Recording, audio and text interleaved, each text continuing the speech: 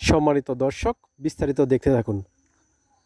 প্রতিবারের মতো এইবারও আয়োজন করা হয় পূর্ব গোবরিয়া যুব সমাজ কর্তৃক আয়োজিত ইফতার, যেখানে প্রতি বছরই আমরা যুব সমাজ এবং এলাকাবাসীর উদ্যোগে ২৬শে রমজান আমরা আমাদের মসজিদে ইফতারের আয়োজন করে থাকি।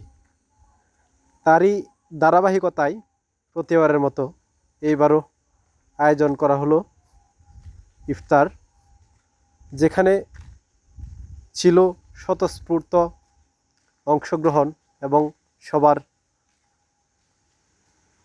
একসাথে অক্লান্ত পরিশ্রম।